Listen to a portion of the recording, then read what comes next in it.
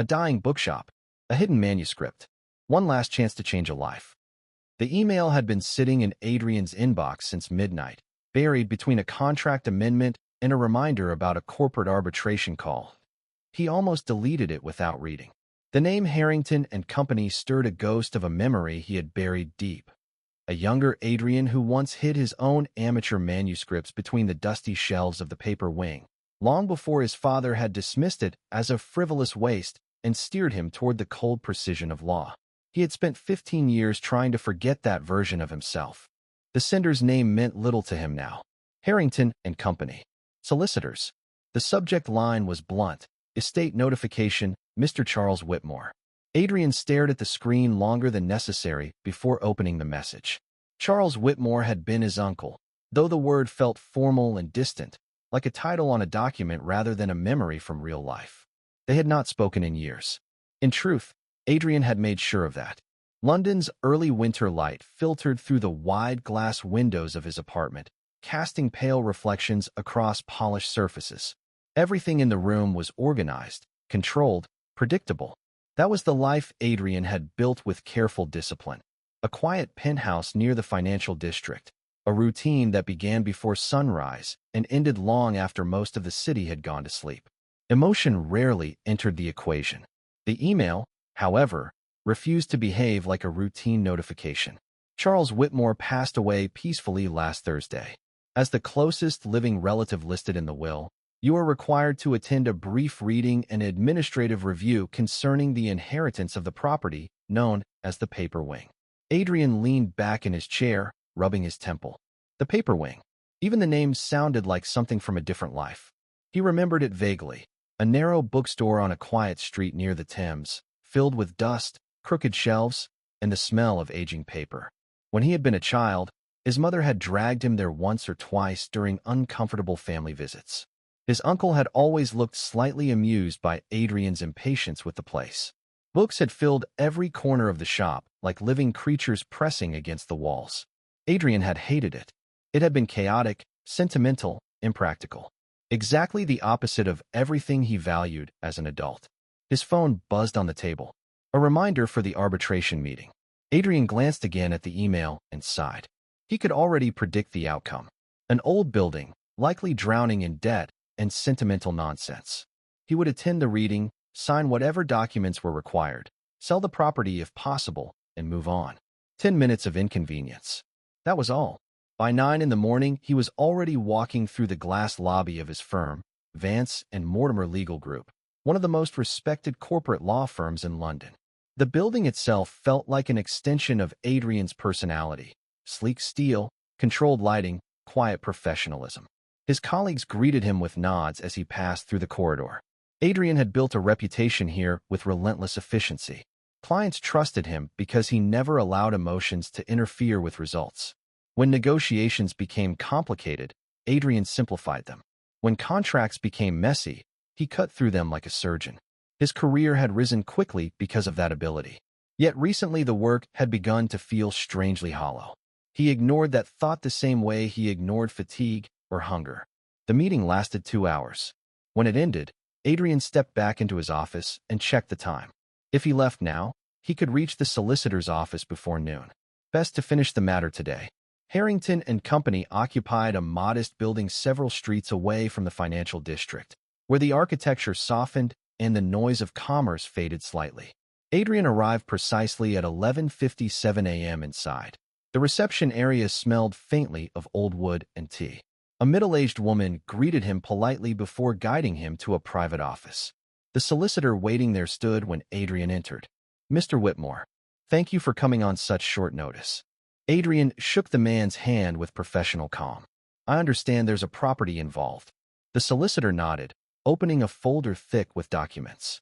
"Your uncle left you the building at 17 Marlowe Lane, including the bookstore located on the ground floor. The establishment is called the Paper Wing." Adrian leaned slightly forward. "And the financial condition of the business?" The solicitor hesitated, choosing his words carefully. "The shop has not been profitable for several years." That confirmed Adrian's expectations. Debts. Manageable but growing. However, Your uncle insisted the bookstore remain operational unless you personally decided otherwise. Adrian felt a flicker of irritation. Meaning? Meaning the building cannot be sold while the business is active without your direct involvement. Adrian considered this for a moment. It sounded inconvenient, but not catastrophic. He could close the shop within days. Fine, he said calmly. I'll visit the location tomorrow and review the situation. The solicitor nodded again and slid a single brass key across the table. There is also one more detail. A woman named Maya Patel has been assisting your uncle with cataloging the store's archive for the past few years. She may already be present when you arrive. Adrian took the key without reacting. Assistant. Archivist, technically. Your uncle trusted her with the rare book collection. Adrian slipped the key into his coat pocket. Another complication. But minor ones were manageable. Thank you, he said. I'll handle it. Outside, London had shifted into its gray afternoon rhythm. Adrian walked toward the underground station, already planning the next day like a legal strategy. Visit the bookstore. Review the financials. Close the operation. Sell the property if possible. Simple. He returned to his apartment late that evening, long after the city lights had begun reflecting across the river. He looked at his reflection in the glass. Sharp, expensive, and entirely solitary. For the first time, the silence of his penthouse didn't feel like peace. It felt like a void. He thought of the dust in the bookstore, not as dirt, but as the skin of 1,000 stories he had never bothered to read. His life was built on winning arguments, yet he couldn't remember the last time he had felt a sense of purpose that wasn't tied to a billable hour.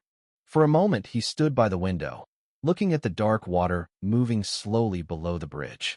Somewhere across the city, in a narrow street he had not visited in years, an old bookstore still existed because of a man Adrian barely remembered. Tomorrow he would see it again. The following morning arrived cold and windless. Adrian left early, taking a taxi rather than the underground. As the car moved deeper into the older part of the city, the streets gradually changed character.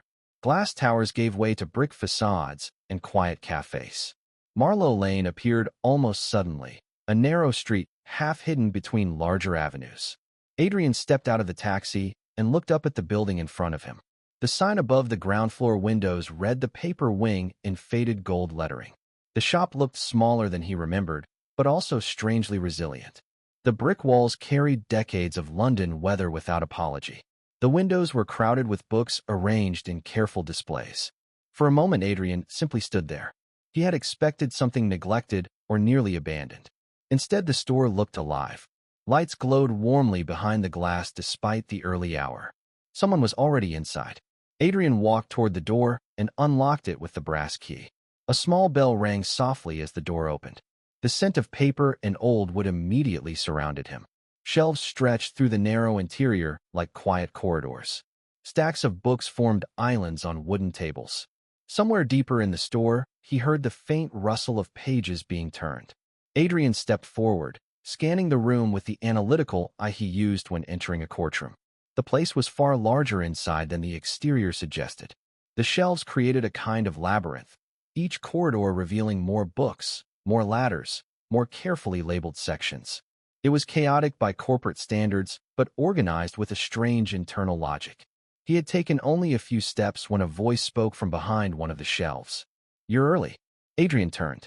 A woman stepped into view between two tall bookcases.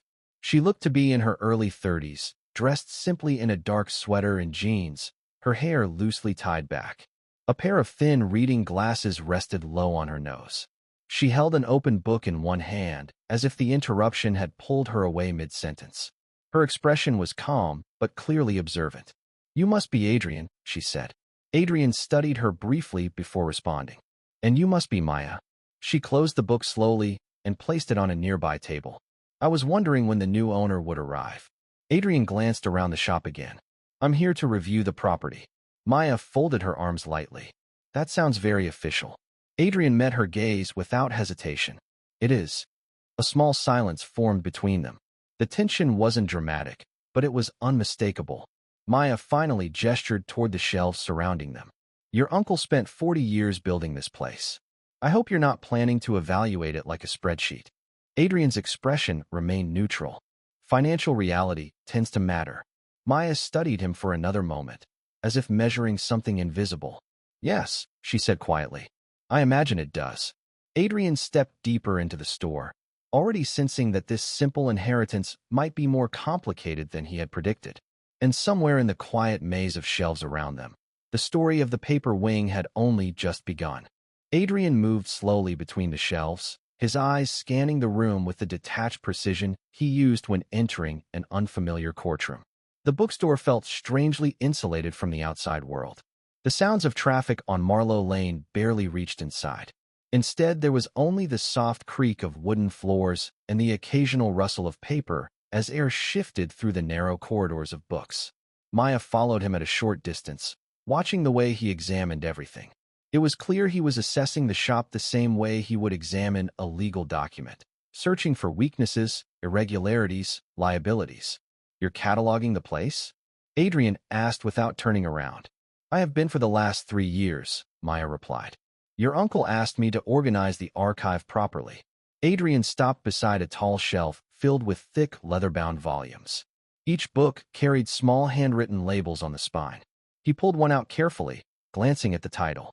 "These look older than the rest of the collection." "First editions," Maya said. "Some of them are surprisingly valuable." Adrian replaced the book with careful precision. "Valuable enough to pay the debts." Maya didn't answer immediately. She walked toward a nearby ladder leaning against the shelves and rested one hand on its wooden frame. "That depends on how you measure value." Adrian looked back at her. "In money." A faint smile appeared on Maya's face, but it held no amusement. "That's usually your world, isn't it?" Adrian ignored the comment. "How bad is the financial situation?" Maya walked toward the front desk where a stack of documents lay arranged in tidy piles.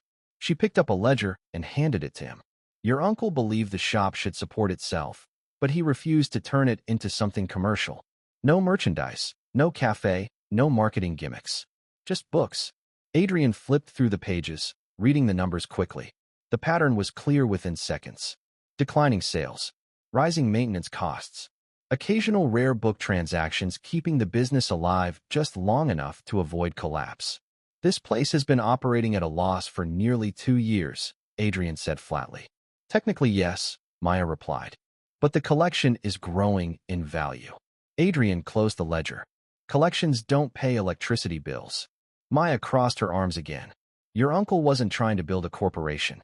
Adrian walked slowly toward the window display at the front of the store. Outside, pedestrians passed along the street without paying much attention to the bookstore. The building looked charming, but charm didn't appear in profit statements. "How many employees?" Adrian asked. "Just me," Maya said. "And previously your uncle." Adrian nodded slightly. "Which means closing the shop will be simple." Maya's posture stiffened almost imperceptibly. "You've been here less than 15 minutes. That's long enough to recognize an unsustainable business model." The silence that followed was sharper than before. Maya stepped closer, lowering her voice slightly. "Do you know why your uncle asked me to help here?" Adrian looked at her with mild curiosity. "Because you needed a job?" Maya shook her head. "Because this store contains one of the most unusual private literary archives in London." Adrian raised an eyebrow. "That sounds like a romantic exaggeration." Maya turned and gestured toward a narrow hallway at the back of the store. "Follow me." Adrian hesitated for a second before walking after her. The hallway led to a small back room filled with wooden cabinets and locked glass cases. Unlike the main shop, this room felt almost museum-like. The air carried the faint scent of preservation chemicals. Maya opened one of the cabinets and carefully removed a protective case.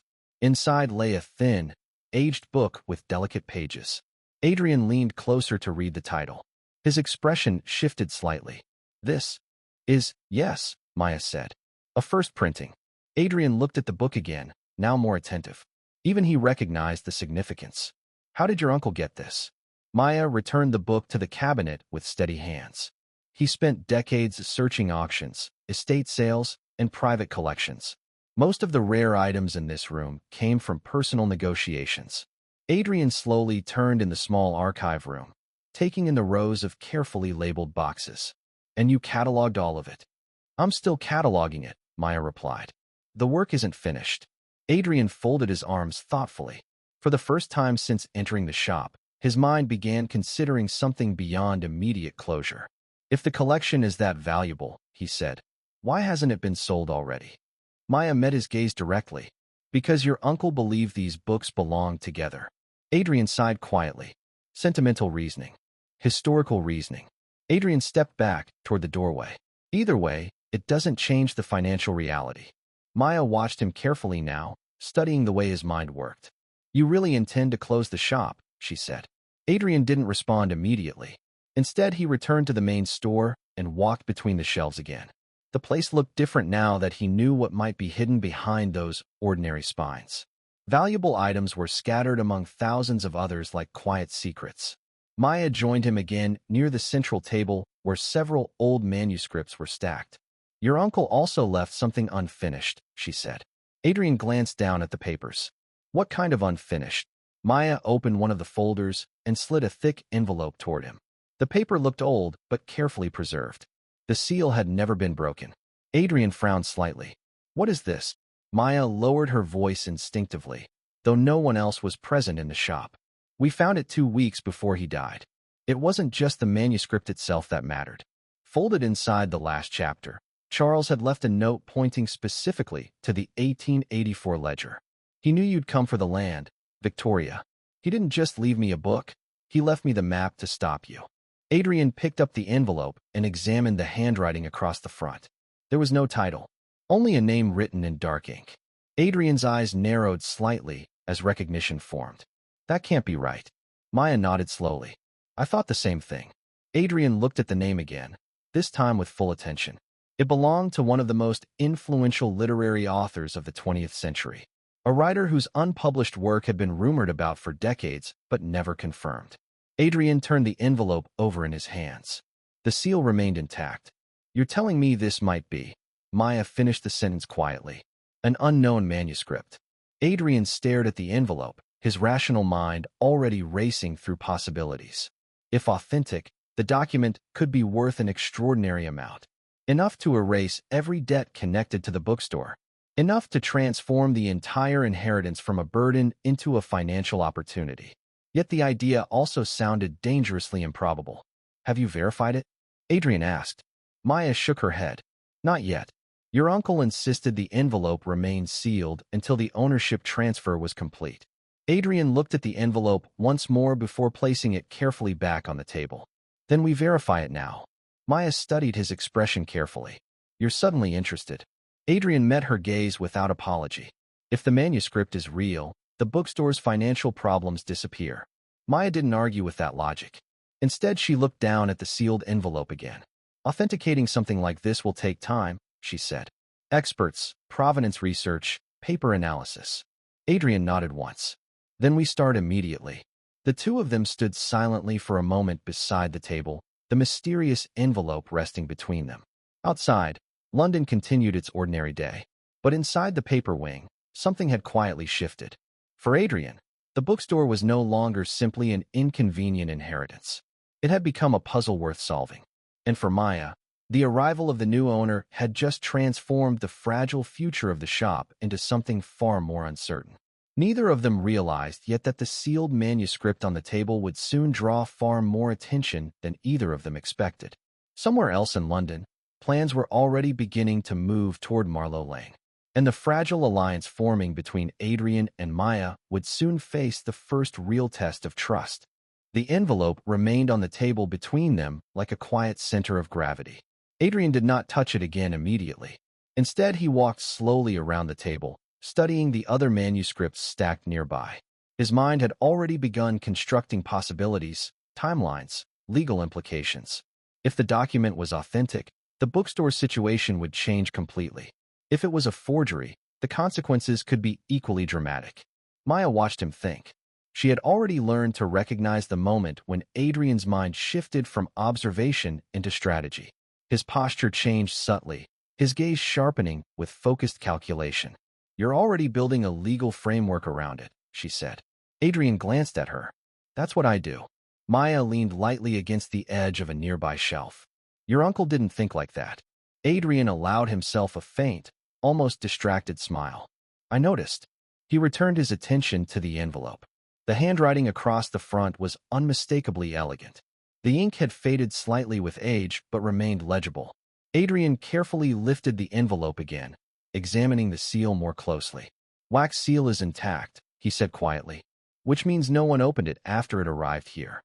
Maya nodded. "Your uncle insisted it stay that way." Adrian turned the envelope slightly in the light. "Did he ever explain where it came from?"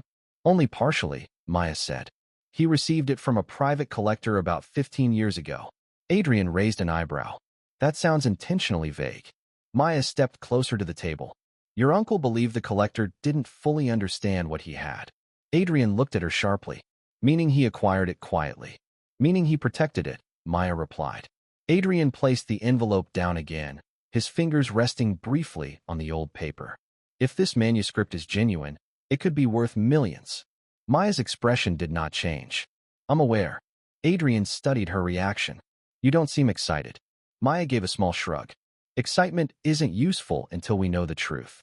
Adrian couldn't disagree with that. He walked toward the front counter where the store's main computer sat beside a stack of catalog cards. The contrast between modern technology and handwritten archives felt almost symbolic. "We'll need a literary authentication specialist," Adrian said. "Someone independent. Someone with credibility." Maya followed him to the counter. "I already have a contact." Adrian looked at her with mild surprise. "You planned for this?" Maya folded her arms loosely. "Your uncle and I suspected something like this might eventually happen." Adrian paused, considering that. "You were preparing for the manuscript to be discovered." "Preparing for the possibility," Maya corrected. Adrian nodded once. "Who's the expert?" "Professor Daniel Armitage," Maya said. "King's College. He specializes in 20th-century literary manuscripts." Adrian recognized the name immediately. "He's reputable." "Exactly," Maya replied. Adrian checked the time on his phone. "Call him." Maya tilted her head slightly. "You're giving instructions now?" Adrian slipped the phone back into his pocket. "I'm protecting the asset." Maya allowed a quiet breath through her nose. "The asset is a piece of literary history." Adrian met her gaze calmly. "Right now it's an unverified document sitting in a struggling bookstore." For a moment, neither of them spoke. Then Maya picked up the phone from the counter and dialed. Adrian listened as she spoke briefly with someone on the other end. Her tone remained calm but direct. After a short conversation, she ended the call. "He can come tomorrow morning," she said. Adrian nodded. "Good." The conversation might have ended there, but Maya continued watching him carefully. "You really didn't know anything about this place before today?" she said. Adrian glanced around the shop again. "Only childhood memories." Maya walked slowly along one of the nearby shelves, her fingers brushing lightly across the spines of several books. "Your uncle believed this store was the most important thing he ever built." Adrian followed her gaze. "I believe he believed that." Maya stopped and turned back toward him. "And you don't?" Adrian took a moment before answering. "Importance is relative." Maya studied him silently. "You're very good at emotional distance." Adrian didn't deny it. Distance keeps decisions clear. Maya looked down at the wooden floor for a moment, then back at him. "Your uncle wasn't distant." Adrian leaned slightly against the counter. "You knew him well?" Maya nodded slowly. "He hired me 5 years ago after I finished my archival research program." Adrian watched her expression shift as she spoke. There was something genuine there. Respect, maybe even affection. "He trusted you with the rare collection," Adrian said. Maya gave a small nod. "Eventually." Adrian considered that word. Eventually meant it had taken time. Trust earned slowly. Something about that detail stayed with him longer than he expected. The small bell above the door rang suddenly as someone entered the store. Both of them turned. A young customer stepped inside, glancing curiously around the shelves. Adrian instinctively stepped aside as Maya moved toward the front of the shop. Her entire posture changed as she greeted the visitor. Her voice softened slightly, her movements confident and familiar. Within seconds, she was guiding the customer toward a section near the window, recommending a particular novel with quiet enthusiasm. Adrian watched the interaction carefully. It was subtle, but the difference was obvious. When Maya spoke about books, her energy changed completely. The store seemed to come alive around her in a way that spreadsheets and legal strategies never could. The customer eventually left with a purchase and a quiet thank you. Maya returned to the counter, placing the receipt in a small box beside the register. Adrian nodded slightly toward the door. "Regular customer?" "Yes," Maya said. "He's a student." Adrian glanced toward the nearly empty shop again. You get many of those? Maya smiled faintly. Enough. Adrian wasn't convinced, but he didn't push further. Instead, he picked up the ledger again and studied the numbers more carefully. A pattern began forming in his mind. The store itself might not be profitable in the traditional sense, but the rare collection hidden behind the public shelves represented something entirely different. The manuscript could be the key that changed everything. Maya watched him read through the ledger again. You're reconsidering something, she said quietly. Adrian closed the book. I'm reconsidering the timeline. Meaning, if the manuscript is authentic, closing the store immediately would be premature. Maya raised an eyebrow. That's a surprisingly cautious statement from someone who arrived planning to shut everything down today. Adrian allowed a faint breath of amusement. New information changes strategy. Maya leaned slightly against the counter again. And if the manuscript is real? Adrian looked around the store once more. The narrow corridors of shelves, the warm lamplight, the quiet weight of decades of collected books. For the first time, he didn't see only financial failure. He saw potential leverage. Then the bookstore becomes an entirely different conversation, he said. Maya studied him for a long moment. She still wasn't certain she trusted his intentions, but something had undeniably shifted. Adrian Whitmore was no longer just a corporate lawyer trying to dispose of an inconvenient inheritance. He was now invested in discovering the truth hidden within the paper wing. What neither of them realized yet was that the manuscript would soon draw attention from someone else entirely. Across the city, inside a tall glass office overlooking the river, a woman studied a property map of Marlowe Lane. Her finger rested on a small building marked in red. The paper wing. Victoria Whitmore leaned back in her chair slowly. Her expression remained calm, but her mind was already calculating possibilities. Her brother had finally returned to London's family property, and that meant the final obstacle in her redevelopment plan had just come back into play. The following morning arrived with a thin layer of fog drifting through the narrow streets near the Thames. Marlowe Lane looked quieter than usual, the early light reflecting softly off the old brick facades. Inside the paper wing, the lamps were already glowing between the shelves. Maya had opened the shop an hour earlier than usual. She moved carefully between the bookcases, adjusting small handwritten labels and straightening a display near the window. Her movements were methodical, but her mind was elsewhere. The sealed envelope rested inside a protective folder behind the counter. She had checked it 3 times already that morning. Not because she expected it to disappear, but because the knowledge of what might be inside made the entire room feel different. Adrian arrived precisely at 9. The bell above the door rang softly as he stepped inside, bringing a cold gust of morning air with him. He carried a thin leather folder under his arm and looked far more alert than he had the previous day. You've been here a while, he said, noticing the lights already on throughout the shop. Maya nodded. Preparation. Adrian glanced toward the counter where the envelope waited. For Professor Armitage. Yes. Adrian set his folder down on the counter and removed a pair of reading glasses from his coat pocket. Maya noticed the detail immediately. Yesterday, he had examined everything with the ease of someone who rarely needed assistance. Today, he looked like a man preparing for careful scrutiny. You're taking this seriously, she said. Adrian gave a small shrug. Verification matters. Maya leaned lightly against the edge of the counter. You don't trust the manuscript. Adrian opened his folder and removed several printed pages. Trust is irrelevant until the evidence is clear. Maya studied the documents he had brought. What are those? Historical references, Adrian replied. Auction records, handwriting comparisons, publication timelines. Maya allowed a faint smile. You really did spend your evening researching. Adrian looked up briefly. That's what lawyers do. Maya didn't respond immediately. Instead, she watched him arrange the papers across the counter with meticulous precision. Something about the gesture felt oddly reassuring. Despite their differences, Adrian clearly intended to approach the situation seriously. The bell above the door rang again at exactly 9:17. Both of them looked up. A tall man stepped inside, removing his dark wool coat as he entered. His hair was gray at the temples, and his expression carried the quiet curiosity of someone who had spent decades studying rare objects. Professor Armitage, Maya said, walking forward to greet him. Thank you for coming so quickly. The professor smiled politely. You sounded unusually excited on the phone. That tends to get my attention. Adrian stepped forward and extended his hand. Adrian Whitmore. Armitage shook it with mild interest. The new owner of the paper wing, I assume. Adrian nodded once. For the moment. The professor glanced around the store, clearly appreciating the environment. Your uncle and I corresponded once or twice about early editions, he said. He had a remarkable eye. Maya guided him toward the counter. There's something we'd like you to examine.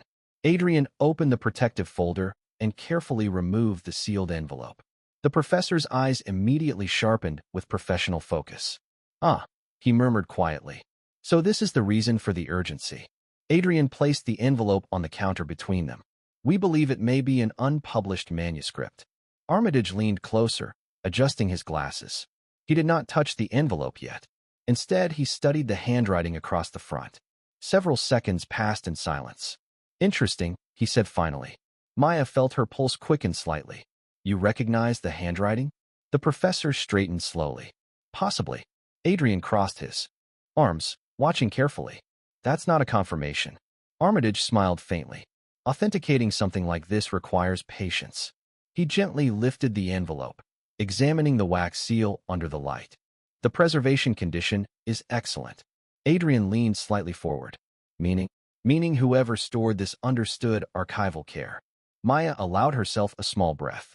That had been her responsibility for years.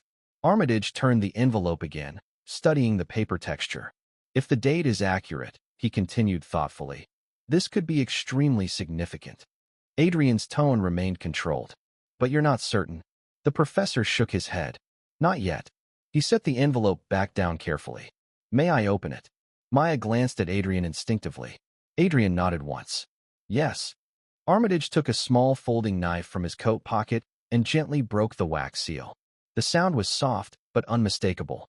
For a moment, none of them spoke as the envelope opened for the first time in years. The professor carefully slid the contents onto the counter.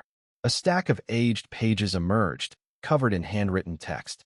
Armitage leaned over them immediately, his expression shifting from curiosity to intense concentration. Minutes passed while he examined the first page. Adrian and Maya remained silent, watching every subtle change in the professor's face. Finally, Armitage looked up. Well, he said quietly, this is unexpected. Adrian's voice remained steady. Explain. The professor tapped lightly on the page. The handwriting matches authenticated letters from the author. If this manuscript is authentic, it represents a completely unknown work, potentially several million pounds. The bookstore suddenly felt very quiet. Armitage placed the pages back into the archival box carefully. Detailed authentication will take several weeks, the professor added. News of a discovery like this travels quickly. Be prepared for collectors and competitors. After Professor Armitage left, the bookstore remained unusually quiet. The fog outside had begun to lift, revealing the narrow street of Marlowe Lane in pale afternoon light. Inside the paper wing, however, the atmosphere felt heavier than before. The opened envelope now rested inside a protective archival box that Maya had brought from the back room. Adrian stood near the counter reviewing his notes, while Maya carefully adjusted the lid of the box, as if the manuscript inside required physical reassurance. Neither of them spoke for nearly a minute. Finally, Adrian broke the silence. Several million pounds, he said calmly. Maya glanced up at him. That's what he estimated. Adrian closed his folder. If authentication confirms it. Maya rested both hands lightly on the counter. You're still cautious. Adrian looked toward the archival box. Because numbers like that attract attention. Maya nodded slowly. Professor Armitage warned us. Adrian walked toward the window and looked outside at the quiet street. He didn't need to. Maya studied his posture. You're already thinking about legal protection. Adrian turned back toward her. I'm thinking about risk. Maya folded her arms slightly. The manuscript stays here. Adrian didn't argue immediately. Instead, he returned to the counter and leaned forward slightly. Eventually, it will need secure storage. Maya's expression tightened. Your uncle kept it here for 15 years. Adrian met her gaze evenly. Your uncle didn't expect it to become public knowledge. Maya hesitated. She understood the logic, but something about moving the manuscript away from the store felt wrong. For now, Adrian continued, we say nothing. Maya nodded. Agreed. Adrian picked up the ledger again, flipping through the pages more carefully than he had the day before. The financial pressure on this place is still real, he said. Maya leaned slightly closer. I know. Adrian tapped one of the columns with his finger. Maintenance costs alone are unsustainable. Maya watched him read through the numbers. You still plan to close the shop if the manuscript fails authentication? Adrian did not answer immediately. After a moment, he said quietly, yes. Maya expected that response, but hearing it still stung slightly. Your uncle never would have done that. Adrian looked up at her calmly. Your uncle isn't responsible for the debts anymore. The statement hung in the air for several seconds. Maya looked down at the wooden surface of the counter. You really don't feel anything about this place. Adrian studied her carefully. I didn't say that. Maya raised her eyes again. But you treat it like a temporary problem. Adrian exhaled slowly. Because that's what it currently is. Before Maya could respond, the bell above the door rang again. Both of them turned. A tall woman stepped inside the shop with quiet confidence. Her dark coat was sharply tailored and her movements carried a kind of effortless authority. Adrian's expression changed instantly. Victoria. The woman removed her gloves slowly, her gaze moving across the shelves with mild curiosity before settling on her brother. Adrian, she said smoothly. Maya remained still behind the counter, watching the interaction unfold. Victoria Whitmore stepped further into the shop, glancing briefly at the displays near the window. So this is the famous paper wing, she said. Adrian crossed his arms slightly. What are you doing here? Victoria smiled faintly. I heard you were visiting our uncle's property. Maya noticed the emphasis on the word our. Adrian's voice stayed neutral. You don't usually monitor my schedule. Victoria walked toward the center table, her eyes casually scanning the stacks of books. You underestimate how connected London can be. Maya stepped forward slightly. Can I help you? Victoria turned her attention toward her with polite interest. You must be Maya. Maya's posture stiffened slightly. We've never met. Victoria's smile remained perfectly controlled. No, but I've heard about you. Adrian's voice cut into the moment. Victoria. She looked back at him calmly. Relax. I'm not here to cause trouble. Adrian didn't believe that for a second. Victoria slowly walked around the table, studying the shop from different angles. Her expression revealed very little, but her eyes were observant. The building has character, she said. Adrian remained near the counter. If you came here to evaluate real estate, you're wasting your time. Victoria looked at him again, amused. Actually, that's exactly why I'm here. Maya glanced between them, sensing the tension beneath the conversation. Adrian's voice hardened slightly. Explain. Victoria placed her gloves neatly on the table before answering. I recently acquired the 2 buildings adjacent to this one. Adrian's expression did not change, but Maya saw the subtle shift in his eyes. Why? Victoria shrugged lightly. Urban development. Maya folded her arms. Meaning? Victoria turned toward the front window, gesturing casually toward the street outside. This entire block has potential. Adrian already understood where the conversation was going. You want to redevelop the area? Victoria smiled again. Not redevelop. Improve. Maya felt a sudden unease settle in her chest. Adrian spoke before she could. And the paper wing is in the way. Victoria turned back toward him slowly. Exactly. The word landed in the quiet room like a small stone dropped into water. Adrian's expression remained composed, but his voice grew colder. The building isn't for sale. Victoria tilted her head slightly. Not yet. Maya stepped forward instinctively. This bookstore isn't going anywhere. Victoria studied her for a moment, her expression polite but distant. You must care about it, eh? Great deal. Maya didn't answer. Adrian stepped closer to the center table. What do you want, Victoria? Victoria's smile softened just enough to appear almost sympathetic. I want efficiency. Adrian knew that tone very well. It meant she had already prepared several moves ahead. Victoria clasped her hands calmly in front of her. Our uncle's estate includes a clause in the family trust. Adrian's eyes narrowed slightly. What clause? Victoria met his gaze directly. If the bookstore fails to generate profit by the end of the fiscal quarter, ownership transfers to the Trust's Development Authority. Maya frowned. Which means? Victoria answered calmly. Which means I take control of the property. The room fell silent again. Adrian's mind began turning rapidly, reconstructing the legal structure of the family trust from memory. You're planning to absorb the building into your project, he said. Victoria nodded slightly. That would be the logical outcome. Maya looked at Adrian. Is that real? Adrian didn't look away from his sister. Yes. Victoria stepped closer to the table again. I'm not here as your sister, Adrian. I'm here as the primary stakeholder of the Whitmore Trust. Her voice was as sharp as a scalpel. I knew about Professor Armitage's visit before he even cleared the street. Any authentication you attempt will be tied up in litigation as a fraudulent attempt to inflate asset values before bankruptcy. I'm not just waiting for the quarter to end. I've already secured a demolition permit based on the building's structural instability report I commissioned last month. Maya felt a sudden surge of anger rise beneath her calm exterior. You're planning to destroy this place. Victoria looked at her thoughtfully. I'm planning to modernize the entire district. Adrian's voice cut through the moment again. You won't touch this building. Victoria studied him for several seconds before responding. Then you'd better make it profitable very quickly. With that, she picked up her gloves and turned toward the door. The bell rang softly as she stepped back onto the street. The door closed behind her. Inside the bookstore, the silence that followed felt heavier than anything before. Maya looked at Adrian slowly. End of the fiscal quarter, she said quietly. Adrian nodded once. 3 months.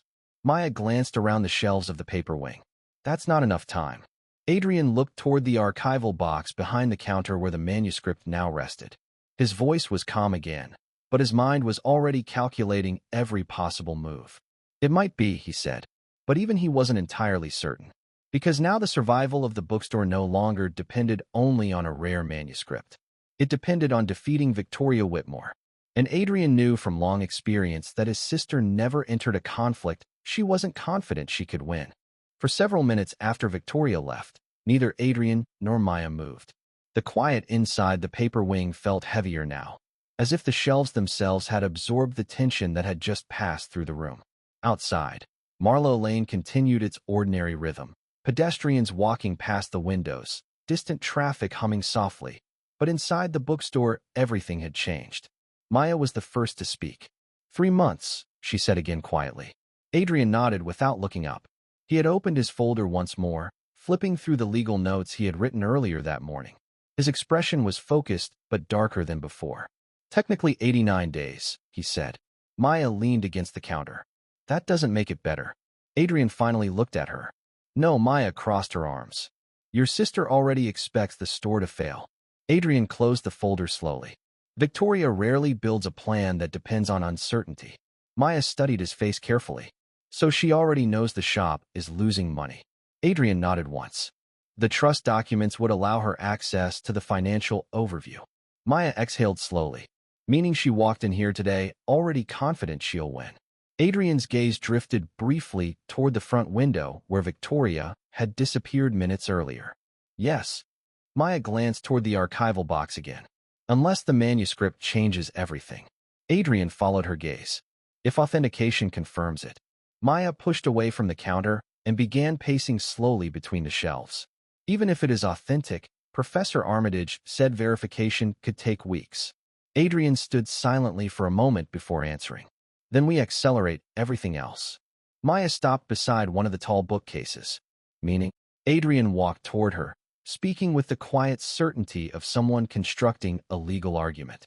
If Victoria's clause depends on profitability, then the store needs to generate visible revenue before the deadline.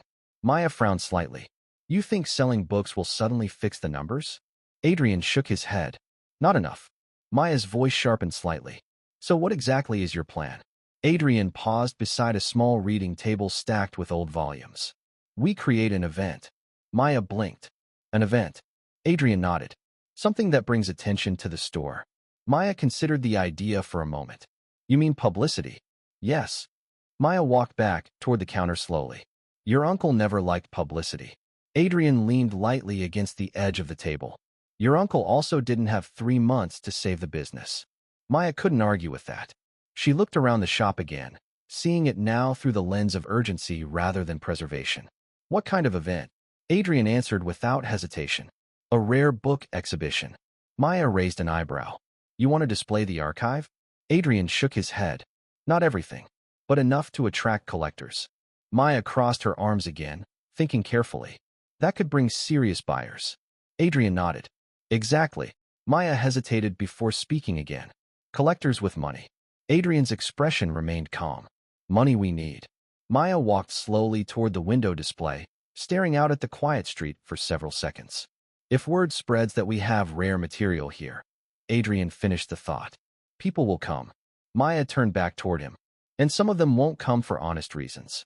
Adrian didn't deny it. Possibly. Maya studied him with a mixture of curiosity and concern. You're comfortable taking that risk. Adrian met her gaze directly. Right now the greater risk is doing nothing. Maya looked down at the floor for a moment. When she raised her head again, her voice was calmer. Your sister expects the store to fail quietly. Adrian nodded once. Yes. Maya's expression hardened. Slightly. Then we don't fail quietly. Adrian allowed the faintest hint of approval to cross his face. Exactly. For the first time since Victoria's visit, the tension in the room shifted into something more productive. Maya moved behind the counter again and opened a drawer filled with small handwritten cards. If we're going to attract collectors, she said, we need to know exactly what we can show them. Adrian joined her at the counter. Inventory. Maya nodded. Your uncle kept records of every rare acquisition. She pulled out a thick binder and placed it on the counter between them. Adrian opened it carefully.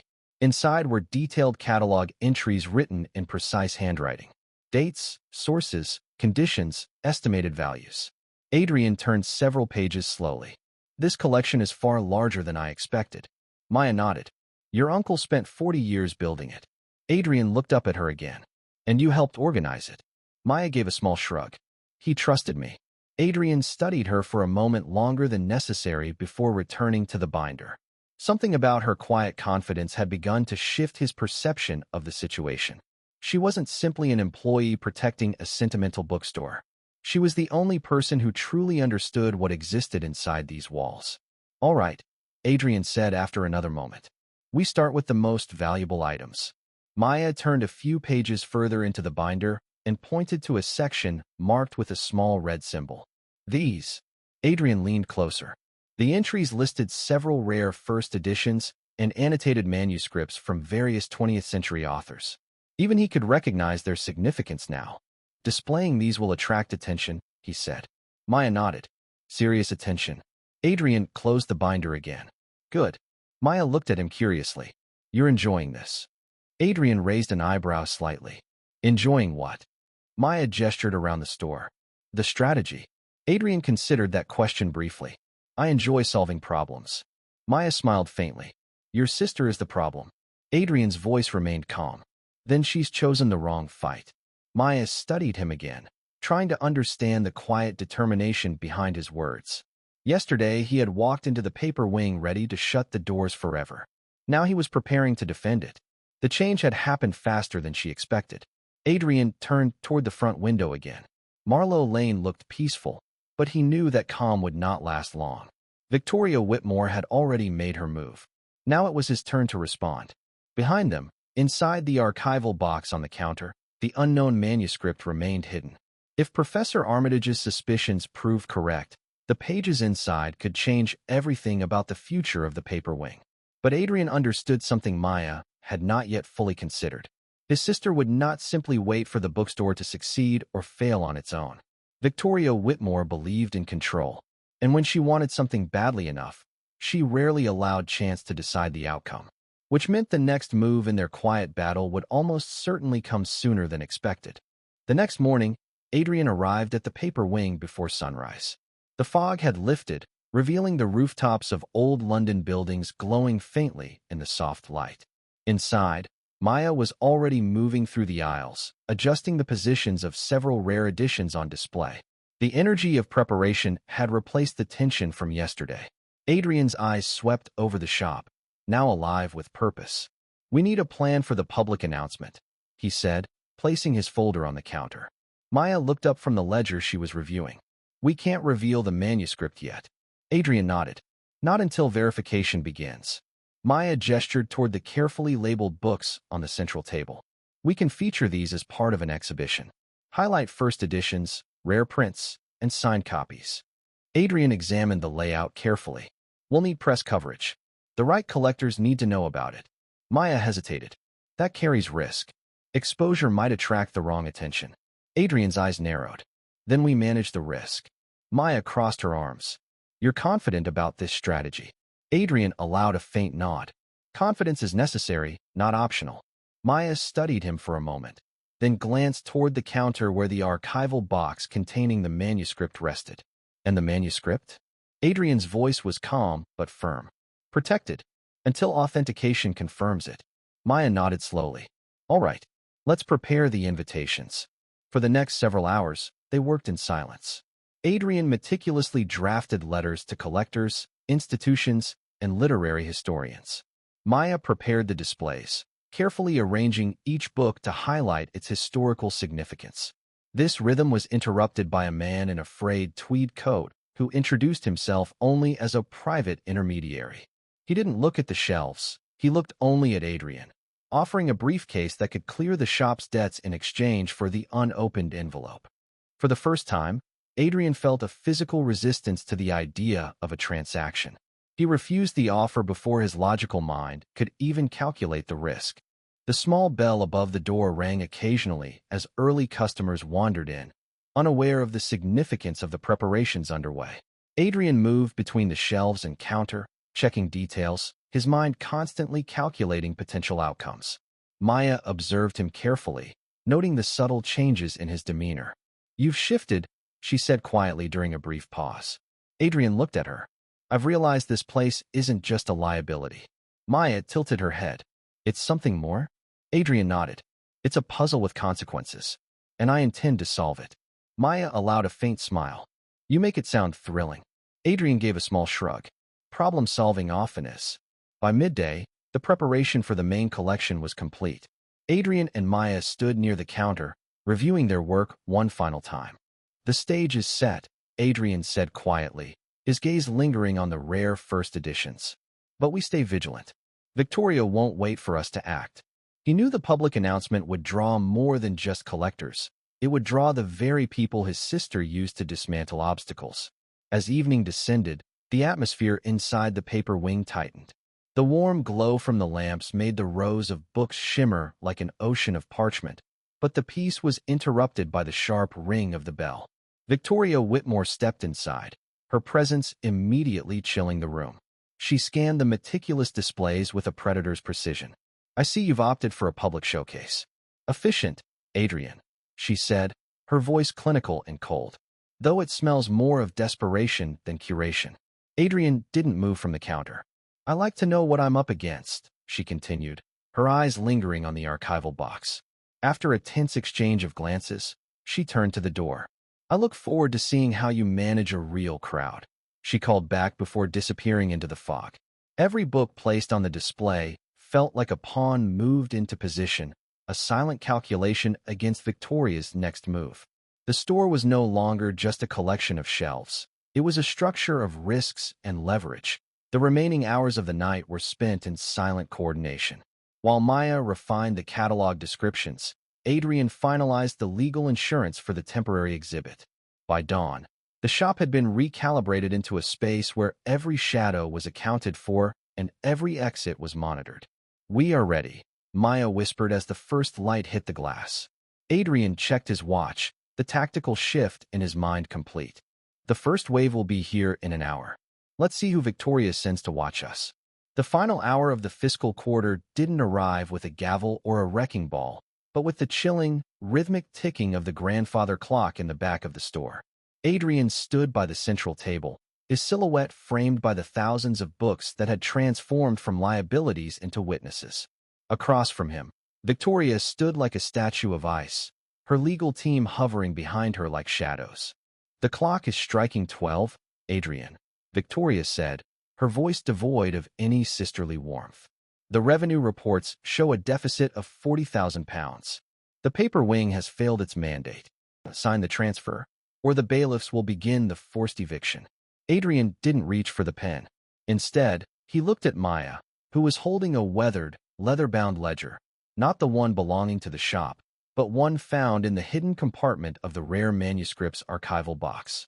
You've spent years looking at this block as a grid of potential steel and glass, Victoria, Adrian began, his voice echoing with a newfound authority. But you relied on the digitized records of the land registry. You never bothered with the physical archives. In the margins of this manuscript, our uncle kept a record of the original 19th-century Whitmore covenant. You relied on the efficiency of digital land registry records, Victoria. But you missed the Whitmore covenant buried in the physical 1884 parish ledgers. This building isn't just a property. It was deeded as a perpetual educational trust. According to the original handwritten title, which Uncle Charles spent decades protecting from digitization, the land remains with the family only as long as it functions as a place of literacy. If you dissolve the bookstore, the title doesn't fall to you. It automatically reverts to the City of London. Your developers won't be building a skyscraper. They'll be litigating against the Crown for the next 20 years. The silence that followed was absolute. The lead lawyer for Victoria's team leaned in, whispering frantically as he scanned the documents Adrian laid out. Victoria's face shifted from triumph to a pale, fractured mask of disbelief. "You're bluffing," she hissed. "I don't bluff with my own family, Victoria. I litigate," Adrian replied. "I've already filed the notice of perpetual use with the High Court. The paper wing is now the legal anchor for the entire Marlowe Lane development. If you touch this building, your skyscrapers become property of the state by sunrise." Victoria looked around the shop, at the dust, the crooked shelves, and the woman, Maya, who stood as their guardian. She realized then that she hadn't been fighting a failing business. She had been fighting a ghost that Adrian had finally brought into the light. Without a word, she turned and swept out of the shop, her entourage following in a panicked scramble. As the door clicked shut, the weight of the last 3 months seemed to lift from the rafters. Maya let out a breath she seemed to have been holding since the day they met. "You saved it," she whispered, walking toward the window to watch the rain wash away the tension of the street. "You actually saved it." Adrian let out a dry, short laugh, the first genuine sound of emotion Maya had heard from him. "I think I just committed professional suicide," he said, looking at his expensive watch. "And for the first time in my career, I don't care about the billable hours." Adrian looked down at his hands. They were no longer the hands of a man who only felt at home in a sterile law office. They were stained with the ink and dust of 100 years of stories. "I didn't save it for the profit, Maya.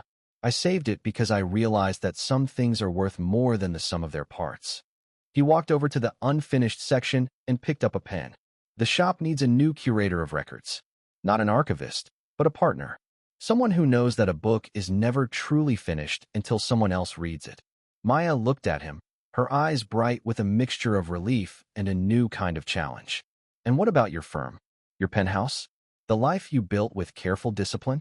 Adrian looked around the labyrinth of shelves, feeling the warmth of the lamps and the quiet hum of the archives. For the first time in his life, the future didn't look like a spreadsheet. It looked like a mystery. "I think I've had enough of glass towers for one lifetime," he said, hanging his coat on the brass hook behind the counter. He reached into his pocket and pulled out his smartphone, the screen glowing with 30 missed calls from the firm. Without looking at them, he held the power button until the screen went black. The silence that followed was the first real peace he had known in 15 years.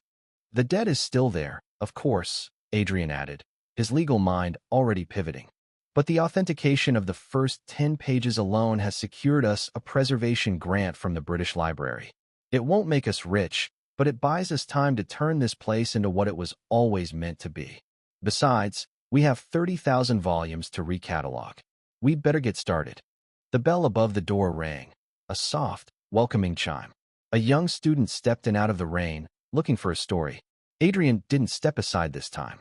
He smiled, stepped forward, and asked the only question that mattered. "How can I help you find what you're looking for?" As the lights of Marlowe Lane flickered on, the paper wing glowed like an ember in the dark, no longer a fading memory, but a living, breathing heart at the center of the city. The story of the Whitmores hadn't just reached an end. It had begun a new chapter. In the quiet heart of Marlowe Lane, Adrian realized that some contracts aren't signed with a pen, but with the choice to stay exactly where you are needed. Ink, after all, was meant to flow, and for the first time in years, so was his life.